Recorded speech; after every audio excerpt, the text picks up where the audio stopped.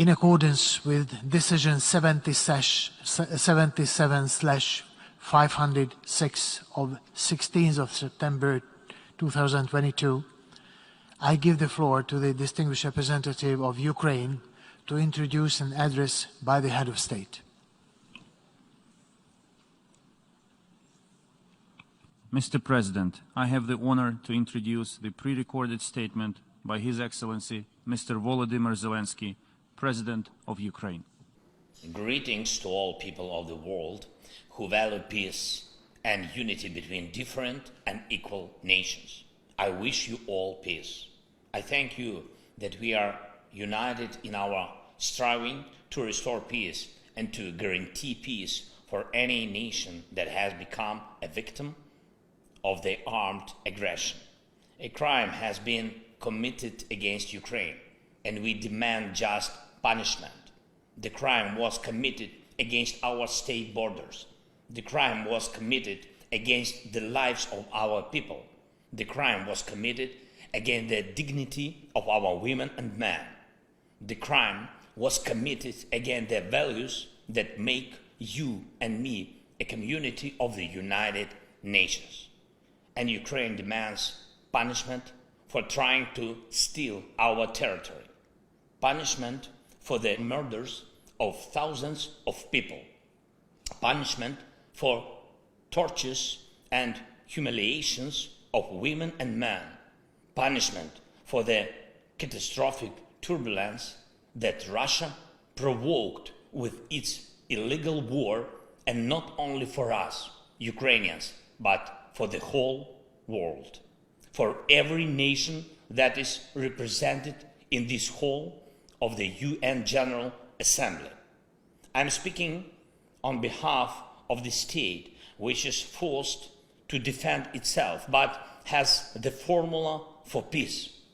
I'm speaking to everyone who wants to hear how to achieve peace. I will present a formula that can work not only for us, but for everyone who may find themselves in similar circumstances as we did.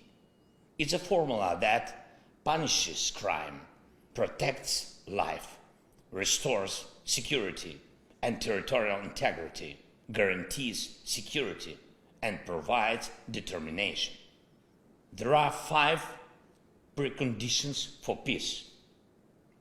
Dear Mr. President of the General Assembly, dear Secretary General of the United Nations, dear heads of states and governments, dear journalists, nations of the world, Ukraine wants peace. Europe wants peace. The world wants peace. And we have seen who is the only one who wants war.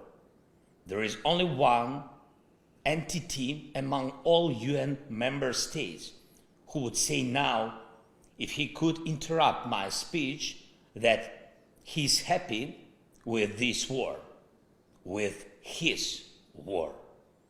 But we will not let this entity prevail over us, even though it's the largest state in the world. Ukraine showed strength on the battlefield, using its right to self-defense in accordance with Article 51 of the UN Charter, and no one will reproach us now or in the future with weakness or inability to fight for ourselves, for our independence. We are achieving a result in this fight, and we see what the end of this war will be and what will be the guarantees of a stable peace. The UN Charter proclaims the equality of nations, and we proved that Ukraine is equal among the equals. The UN Charter protects the inviolability of borders, and we confirm our state borderline by expelling the occupiers outside. The UN Charter stipulates the value of human rights, dignity, and life, and we also stipulate them with every Ukrainian city freed from Russian occupation. We didn't provoke this war. We held 88 rounds of talks in various formats to prevent this war, just from the beginning of my presidency until February 24 this year. But Russia, instead of stopping the crime of aggression, which it started back in 2014, turned it into a full-scale invasion. And we have no choice but to defend ourselves. We do it. We push the aggressor beyond the internationally recognized border of the Ukrainian state. And this is the first item of our peace formula. Comprehensive item. Punishment. Punishment for the crime of aggression. Punishment for violation of borders and territorial integrity.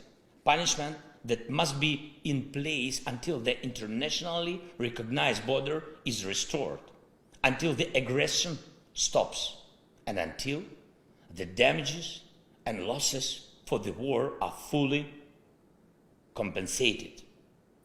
Therefore, sanctions against the aggressor are part of the peace formula. Blocking the trade and relations with the aggressor is a part of the peace formula. All this is a punishment. So long as the aggressor is a party to decision-making in the international organization, he must be isolated from them, at least until aggression lasts. Reject the right to vote. Deprive delegation rights. Remove the right of veto if it is a member of the UN Security Council, in order to punish the aggressor within the institutions. We shouldn't turn a blind eye to propagandists who justify aggression, but apply a full package of personal restrictions against them. That is a punishment for lying.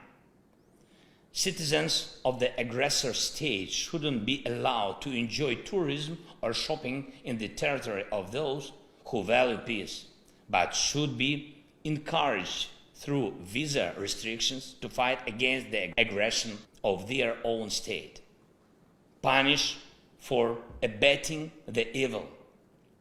A special tribunal should be created to punish Russia for the crime of aggressor against our state. This will become signal to all would-be aggressors that they must value peace or be brought to responsibility by the world. We have prepared precise steps to establish such tribunal. They will be presented to all states. Ukraine will appeal to the UN General Assembly to support an international compensation mechanism. We count on your support. Russia should pay for this war with its assets. It's also a punishment. This is one of the most terrible punishments for Russian officials, who value money above everything else. The second item of the peace formula is the protection of life, the most concrete item. Now, while the sessions of the General Assembly continue in the Ukrainian town of Izum, Kharkiv region, the exhumation is underway of bodies from a mass burial which happened when the territory was controlled by Russian troops. The bodies of women and men, children and adults, civilians and soldiers were found there, 445 graves. There is a family that died under the rubble of a house after a Russian airstrike. Father, mother, 6 and 8-year-old girls, grandparents. There is a man who was strangled with a rope. There is a woman with broken ribs and wounds on her body. There is a man who was castrated before the murder, and this is not the first case. Ask, please, the representatives of Russia why the Russian military are so obsessed with castration. What was done to them so that they want to do this to others? The only thing that differs the mass burial in Izum from what the world saw in Bucha is in fact the burial.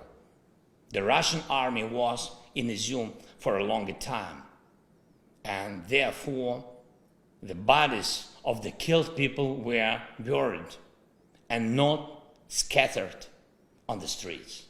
So how can we allow the Russian army somewhere on Ukrainian soil, knowing that they are committing such mass murders everywhere? We cannot. We must protect life. The world must protect life. Every state suffering the armed aggression needs the opportunity to protect its citizens and liberate its territory. If it requires help with weapons or shells, they should be provided. If you needed financial help for this, it should be given. If for this it's necessary to help with intelligence data, just do it. But what is not needed is lies. We can return the Ukrainian flag to our entire territory. We can do it with the force of arms, but we need time. We tried to speed it up. We tried to implement the basic provisions of the UN Charter for Ukraine through negotiations, but Russia is afraid of real negotiations and doesn't want to fulfill any fair international obligations. It lies to everyone, as it's typical for aggressors, for terrorists. Even now, when Russia talks about negotiations, it only wants to slow down its retreat. Russia wants to spend the winter on the occupied territory of Ukraine and prepare forces to attempt a new offensive, new Buchas, new Izums. Or at least it wants to prepare fortifications on occupied land and carry out military mobilization at home. We cannot agree to a delayed war because it will be even hotter than the war now. For us, this is a war for life. That is why we need defense support, weapons, military equipment and shells. Offensive weapons and long-range one is enough to liberate our land, and defensive systems, above all air defense. And we need financial support to keep internal stability and fulfill social obligation to our people. Physical and social protection are two elements of any nation's life. So, the second item of our peace formula is the protection of life by all available means allowed by the UN Charter. The third item of our peace formula is restoring security and territorial integrity. Look at how many elements of global security Russia has undermined with its war. Maritime safety, food safety, radiation safety, energy safety, and safety from weapons of mass destruction. We are already restoring maritime safety and food security, and I thank Mr. Antonio Guterres for his personal involvement.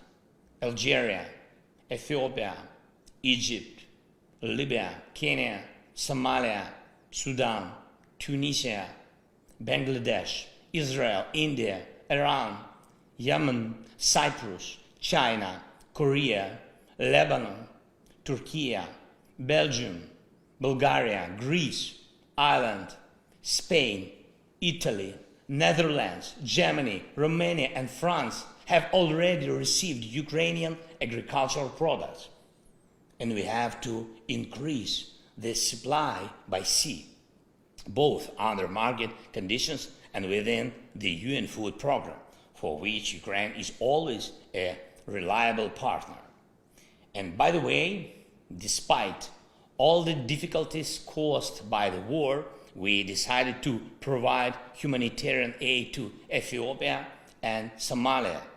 So we will send them an additional amount of our wheat, but it's more difficult with other security elements. On the eve of the General Assembly meeting, Russia fired missiles at the South Ukraine nuclear power plant. The explosion hit the station buildings. Windows were broken. Walls were damaged. The rockets exploded only 300 meters from the walls of the reactors. And this is after the IAEA's clear appeal to Russia to stop any hostile activity against any nuclear facilities of Ukraine, and in particular against the Zaporizhzhia nuclear power station, the largest one in Europe, which Russia has turned into a target.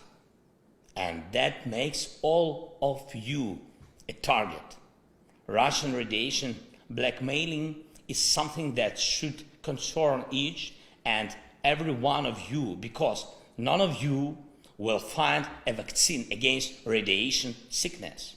The cost of living crisis continues in dozens of countries.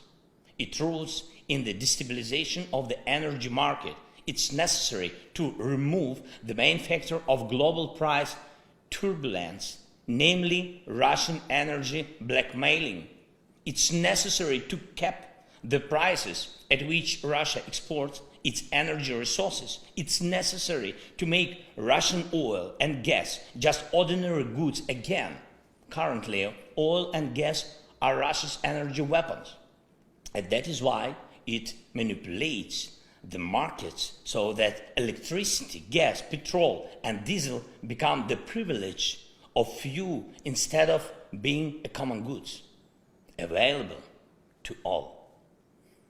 Limiting prices is safeguarding the world. This is the way to restore energy and price security. But will the world go for it? Or will it be scared? Will it be scared of Russian threats? It's necessary to take only one strong step, after which everything will become clear. The time has come for this. This step will put everything in place. After the Russian missile terror, after the massacres, after Mariupol, after the burning of the Ukrainian prisoners in Olenivka by the Russian military, after blocking the ports, after the strikes of the Russian tanks and missiles on nuclear power plants, and after threats to use nuclear weapons, which have become the rule, not the exception for Russian propagandists. We must finally recognize Russia as the state of sponsor of terrorism at all levels, in all countries that confess the values of peace and protection of human life, legally, politically. If you don't have a legal mechanism, you can make a political decision in the parliaments. This is the foundation for restoring global security. If this strong step is taken, doubts will disappear whether to take other important steps. And what is very sensitive is the border, the territorial integrity. When one country tries to steal the territory of another state, it puts all of the world nation under attack. Global security cannot be restored without restoring the territorial integrity of the nation which suffered the armed aggression.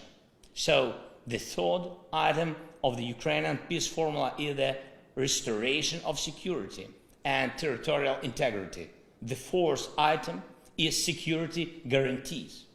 Every nation has the right to security guarantees, not only the largest nations, not only the most fortunate ones.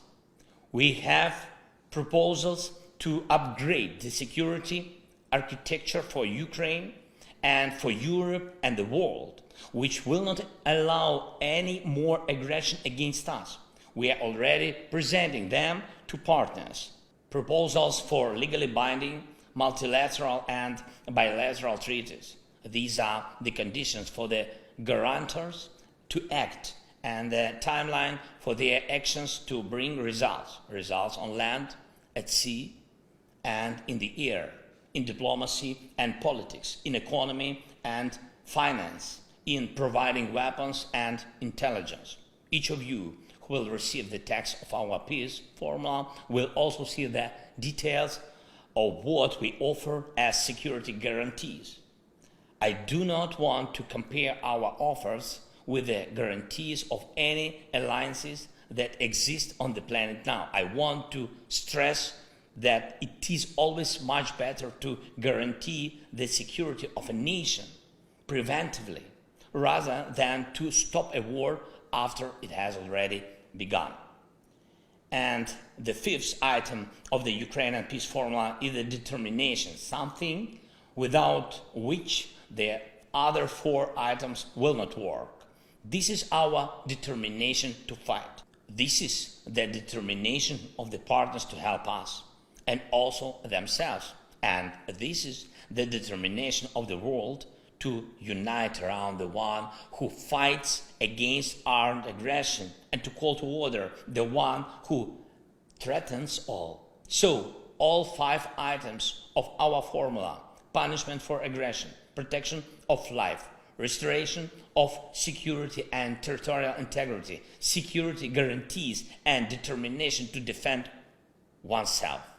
This is the formula of crime and punishment, which is already well known to Russia. And this is the formula of justice and law, an order that Russia has yet to learn, as well as any potential aggressors. What is not in our formula? Neutrality.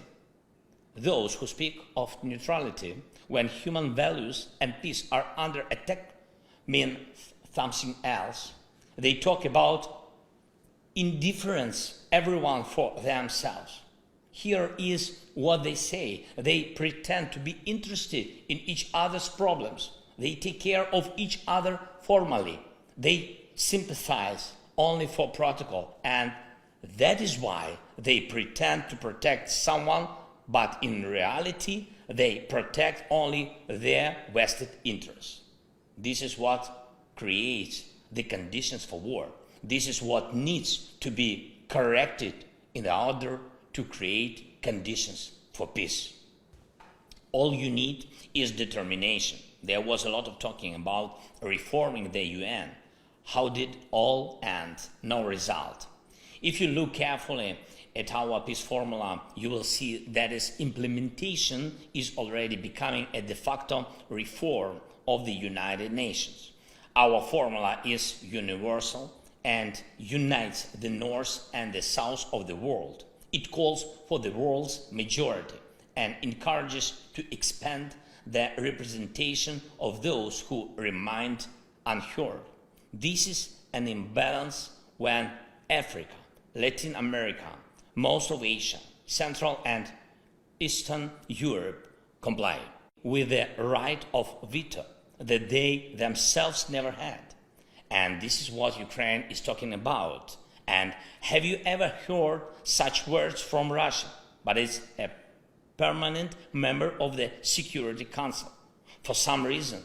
For what reason? No Japan or Brazil, no Turkey or India, no Germany or Ukraine. The day will come when this will be resolved. As for the talks between Ukraine and Russia, probably you have happened to hear different words from Russia about the talks, as if they were ready for them. But they talk about the talks but announce military mobilization. They talk about the talks but announce pseudo-referendums in the occupied territories of Ukraine. What is true then? The military mobilization in Russia is true. Sham referendums are also true. Russia wants war, it's true, but Russia will not be able to stop the course of history. Mankind and the international law are stronger than one terrorist state. Russia will be forced to end this war. The war, it has started. I rule out that the settlement can happen on a different basis than the Ukrainian peace formula. The further the Russian terror reaches, the less likely it's that anyone in the world will agree to sit at one table with them. And if my words will be followed by new Russian missiles, and acts of terrorism, it will only prove their weakness. Russia's weakness, its inability to prevail over us, its inability to prevail over the world. It will only prove that 5 items of the Ukrainian peace formula must be implemented as soon as possible. We are ready for peace, but true, honest and fair peace. That's why the world is on our side. And finally, I want to thank 101 countries that voted for my video address to take place. It was a vote not only about the format, it was the vote about principles. Only 7 countries voted against: Belarus, Cuba, North Korea, Eritrea, Nicaragua, Russia, and Syria. 7 who are afraid of the video address. 7 who respond to principles with a red button. Only 7. 101 and 7. Friends, if this coalition is against our determination, then I congratulate you all, because this means that peace will prevail over any aggression and that there is no obstacle for us to implement the peace formula. I thank you for your attention. Once again, I wish you all peace. Slava Ukraini!